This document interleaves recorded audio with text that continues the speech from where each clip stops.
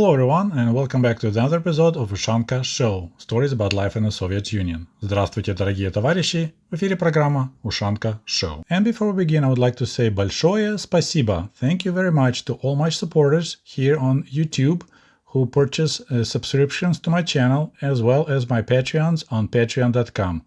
Thank you so much. I appreciate your support. And we're going to talk about another hobby in the Soviet Union. We got a question. Could you do a video on aquariums in the Soviet Union? From Dan Martin 7823. And I'm actually excited to make this video for you guys because back home when I lived in Kiev, I owned a quite large 56-liter aquarium for a long time, so I had a lot of stories to tell you. So sit tight and enjoy the show. Again, the Soviet Union was a fucking shithole with a ton of lipstick on its ugly face. And the fact that you keep reposting this crap here doesn't serve you well. Okay, so on this positive note, let's begin with the lesson of Russian language, урок русского языка. Interestingly enough, we didn't have native Russian word for aquarium. We didn't have anything like fish tank, рыбный бак. We just call it aquarium. Aquarium. And the word fish in Russian is рыба. Рыба. And that's that silly letter that consists of two separate little signs. Рыба. Рыба. When I was putting together information for this video, I realized that I actually kept live fish way before I got the aquarium. Even as a little kid, I already had that interest if I ever get my hands on some live fish to keep it in my house or in a village or in an apartment. Recently, I just posted a long format video when I told you everything I remember about fish in the Soviet Union, and I mentioned there that my grandpa Sergei, when he retired and even when he was still working a collective farm, he was fishing all the time, although it was more like fish harvesting because he was setting up fish traps and fish nets and then going every day to check them out, to, retrieve the fish and reinstall the traps. My grandfather preferred to fish in the small lakes that surrounded the river, and one of the fish traps that he used was made out of thin willow branches, and in Russia this fish trap is called versha. In Ukraine, at least in the Chernihiv region, they call it kovsh.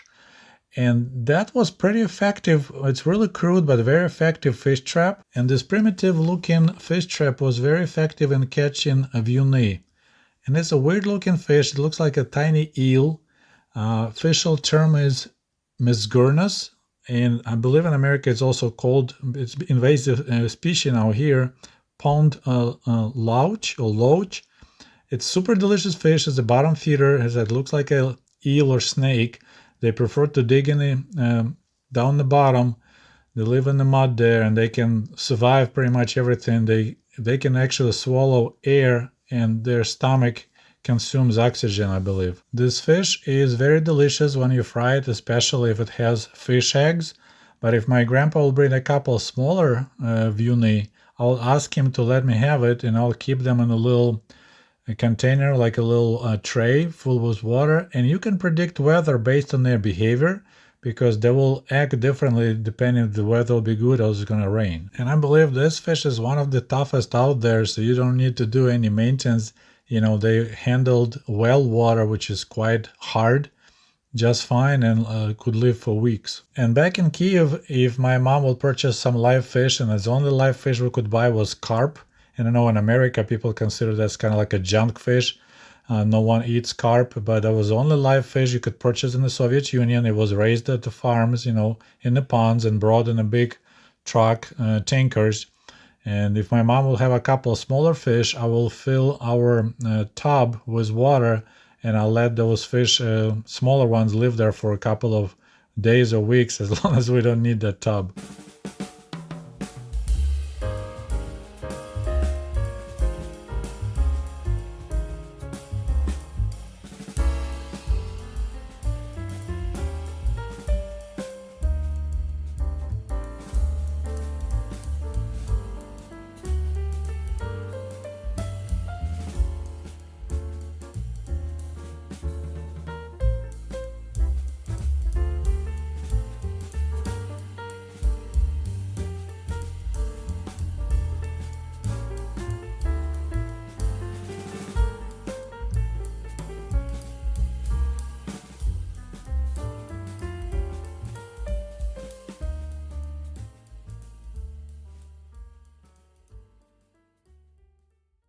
And then one day, one of my friends who had a small fish tank at home, had a small aquarium, he invited me to come on a weekend. He was going na птичий рынок, so it could be translated as the bird market.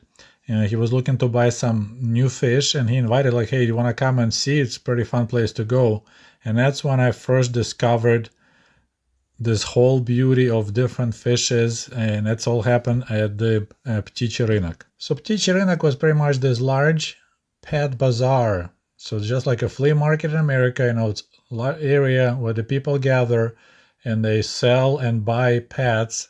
It's called bird market, right? птичий рынок, but of course you can sell and buy dogs and parrots and all kind of other animals, lizards, turtles, and of course a lot of different fish. There was a lot of people selling aquarium fish. Even in modern days, such pet bazaars, птичьи рынки, still exist in the large cities, but of course back in the Soviet days, they had hardly any competition from the government. We had so-called zoomagazины, and I'll talk about them a little bit later, but there's no comparison. This is, you could see, the little slice of capitalism. Selection was amazing, choices, different types of fish.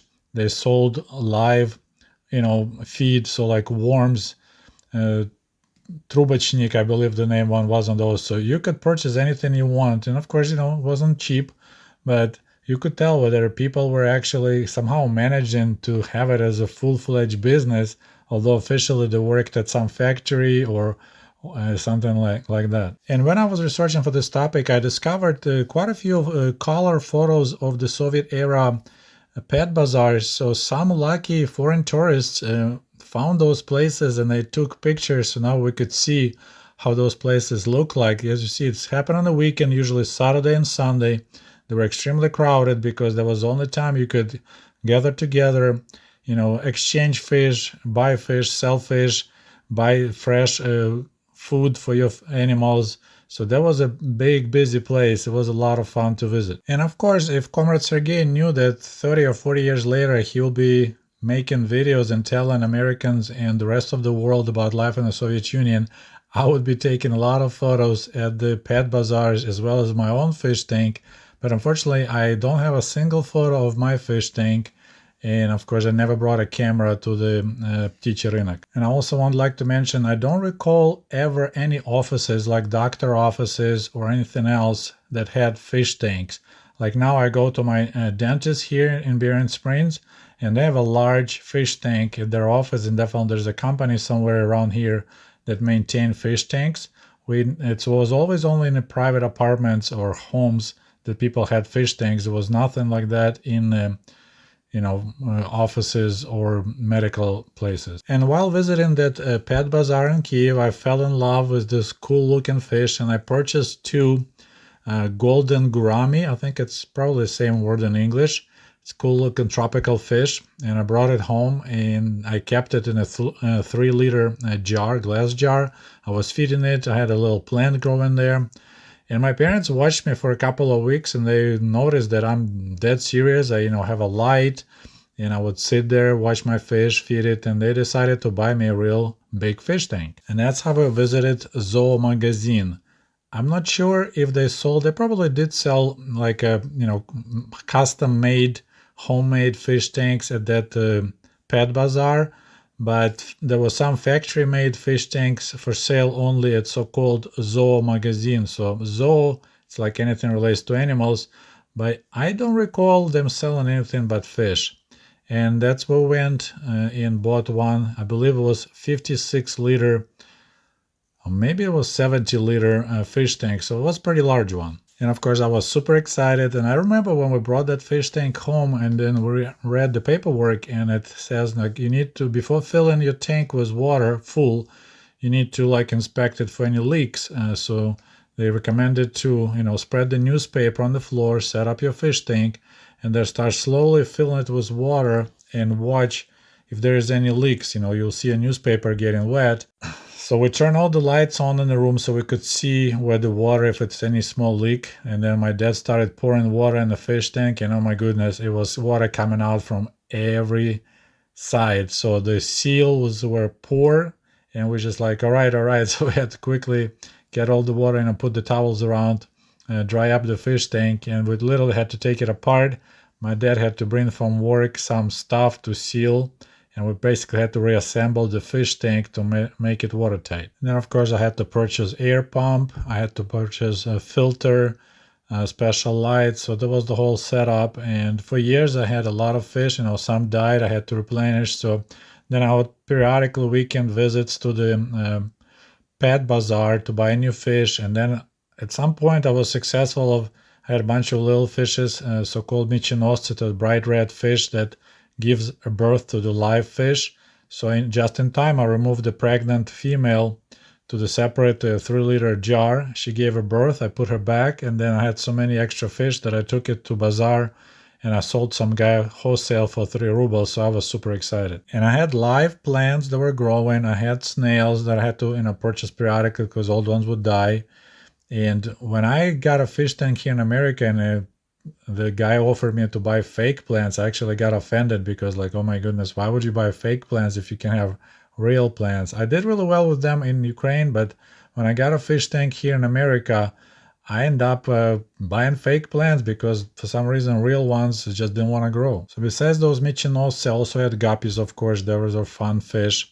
I had my favorite was, of course, black telescope. So that's the like a golden fish, but it's black color with the eyes sticking out. That was my favorite. And when it died, I literally cried.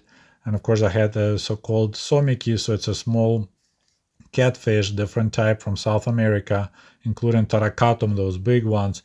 So yeah, and I could spend hours just looking at them, cleaning the fish tank, replacing filter, feeding them.